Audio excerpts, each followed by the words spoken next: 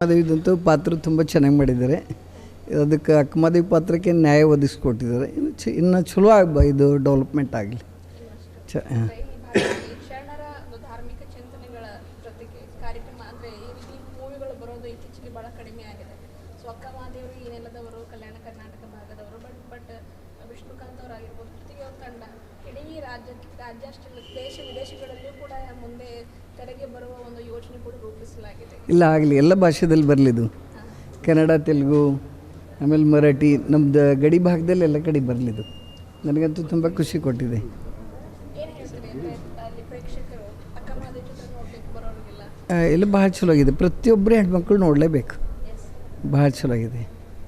ಪ್ರತಿಯೊಬ್ಬರು ನೋಡಲೇಬೇಕು.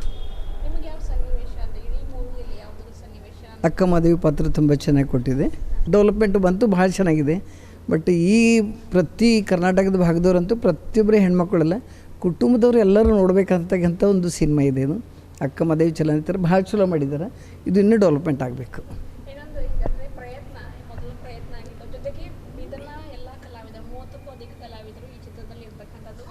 ಅಂದರೆ ಒಂದು ರೀತಿಯಲ್ಲಿ ಸಿನಿಮಾ ಕಲಾ ತಂಡದವರಿಗಂತೂ ನಾನು ಶರಣಾರ್ಥಿ ಹೇಳ್ಬೋದು ಅವರಿಗೆ. ಅವರು ಭಾಳ ಟ್ರೈ ಮಾಡಿದ್ದಾರೆ ಅದರಲ್ಲಿ. ಅಲ್ಲಂ ಪ್ರಭು ಪಾತ್ರ ತುಂಬ ಚೆನ್ನಾಗಿದೆ. ಕಿನ್ನರಿ ಭವನ್ ಮೈನ್ ಪಾತ್ರ ಅಂತೂ ಭಾಳ ಅದ್ಭುತ ಬಂದಿದೆ. ಅದು ಯೂಶಲಿ ನಾವು ನೋಡುವಾಗ ಸಿನಿಮಾ ನಮ್ಮ ಜನರಿಗೆ ಈಗ ಪ್ರೆಸೆಂಟ್ ನೌ ಡೇಸ್ನಾಗ ಏನು ಬೇಕು ಅದು ಕೊಟ್ಟಿದ್ದಾರೆ. ಅದು ಚೆನ್ನಾಗಿ ಕೊಟ್ಟಿದ್ದಾರೆ. ಅದು ಜನ ಏನೋ ಹೇಳ್ತಾ ಇರ್ತಾರೆ, ಬಟ್ ನೋಡೋರ್ಗೆ ಬೇರೆ ಬೇರೆ ನೋಡ್ತಾ ಇರ್ತಾರೆ. ಬಟ್ ಚೆನ್ನಾಗಿದೆ ಇದಂತೂ. ನನಗಂತೂ ತುಂಬ ಹಿಡಿಸಿದೆ. ಉಳ್ಕಿದವ್ರಿಗೇನೋ ಅದು ಗೊತ್ತಿಲ್ಲ.